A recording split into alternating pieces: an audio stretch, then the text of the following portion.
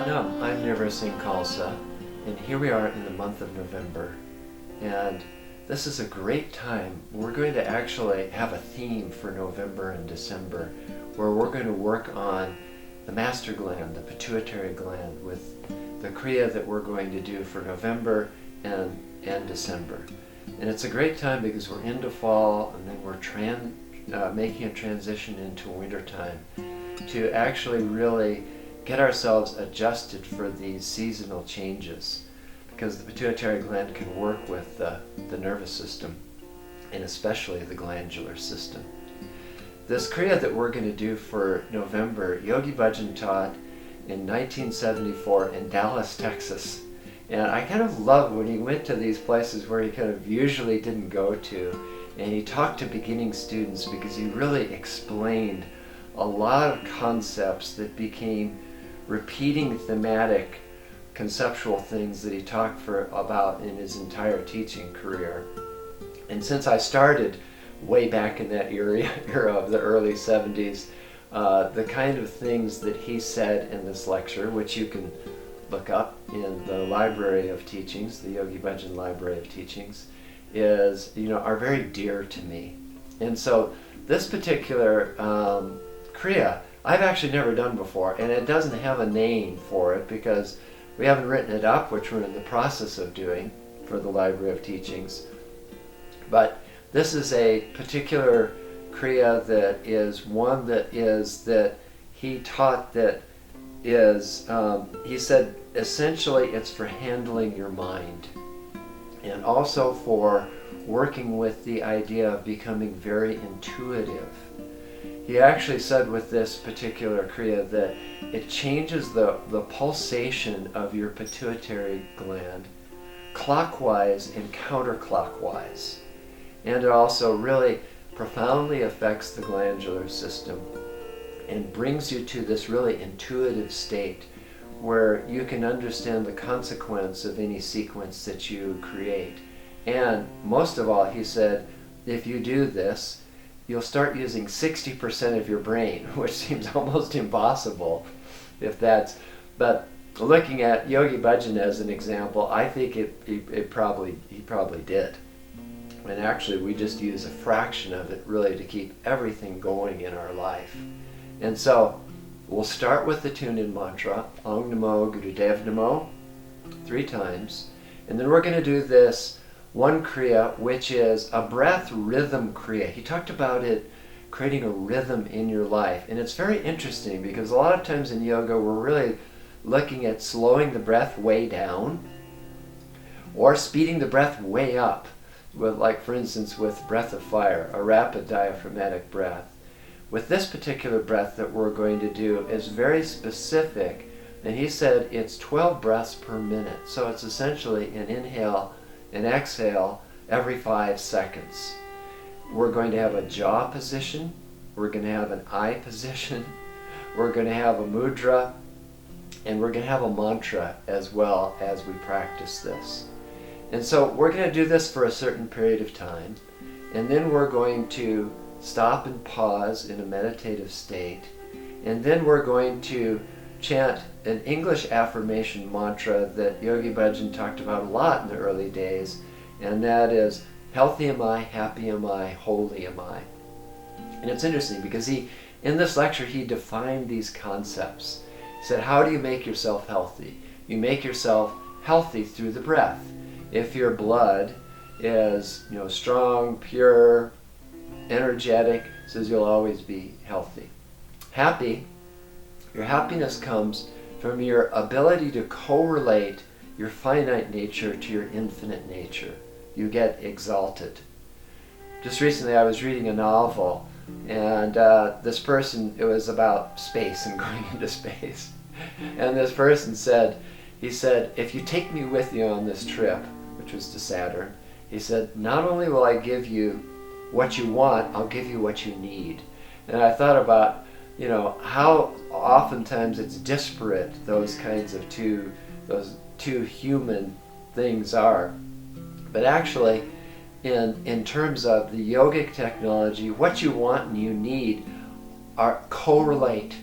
Because if you're driven by this impetus from your soul, literally to be a soul person, to live by the action of your soul, to find yourself in that balance of your infinity. What you want and you need actually come together. Because what you want is the upliftment. What you want is the consciousness. This is what I want. What you want is the exaltation of your spirit so that you can actually live in this life of polarity on earth. And so the holy aspect is very clever about these things. He said basically, you have holes in your body, your eyes, your nose, all those different places where you have holes, and it's just a matter of monitoring what comes in and what goes out. And that creates the idea of holiness within you. And so we're going to chant this mantra just a little bit. And what my analysis, having practiced this particular Kriya, getting ready for this video, was that what it does, it really rounds out the power and the beauty of this particular Kriya that we're going to do right before it. Okay, so you're going to have your hands in Gyan Mudra, and then you're going to make at the knees, and you're going to have a jaw position with this. Usually your teeth are kind of like this. This is your upper teeth. These are your lower teeth. And what you're going to do is you're going to go and you're going to change so that your jaw comes down and forward. If you've done the Dristi meditation, you've probably done this before. So they're not like bulldog teeth.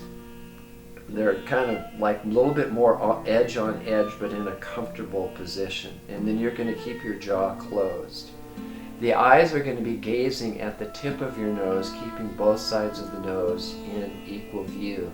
And your concentration on the mantra is going to be right at the root of the nose, very deeply. And the mantra that you're going to chant is the Panchabad, Sa Ta Na Ma.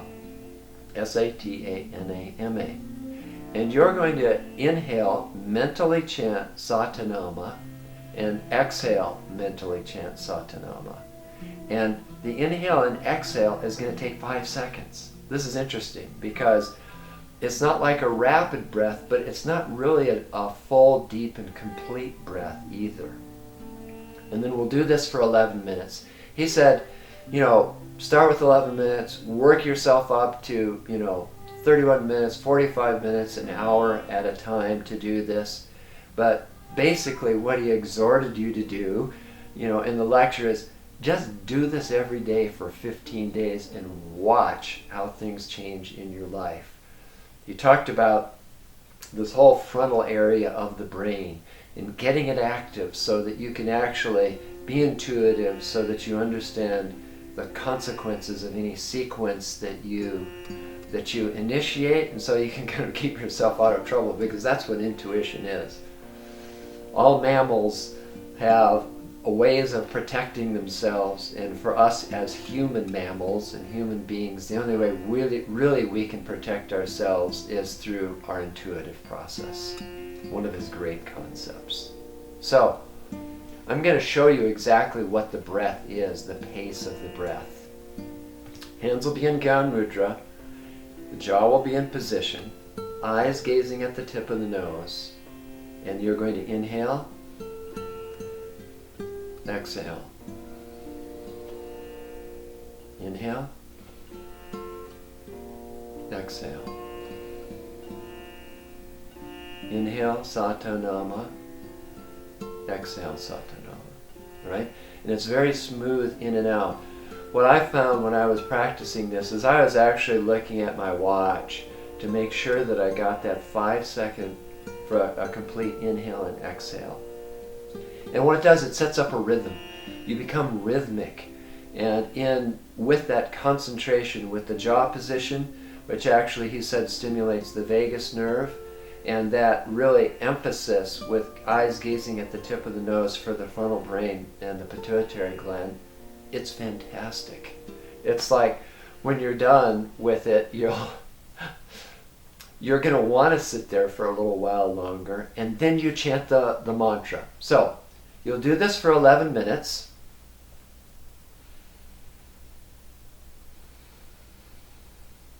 Gazing at the tip of the nose, jaw in position. And then when you're done with the 11 minutes, just sit quietly and you'll chant the mantra this way. Healthy am I, happy am I, holy am I. Healthy am I, happy am I, holy am I. Taking a deep breath for each repetition. And for that part, your eyes are just closed. They aren't gazing at the tip of the nose. But you really, in that meditative state, you really want to give yourself the message of that affirmation, that you are happy, that you are healthy, that you are holy. And so just do that for as long as you want, until you're kind of like in this kind of wonderful state of upliftment, what you want and what you need. And then, of course, always finish by sending some of the energy out with the sunshine song, so that you can share this bounty, this beauty, this bliss with your family, with your friends, with the whole planet. So, I'll enjoy practicing with you. Sat Nam.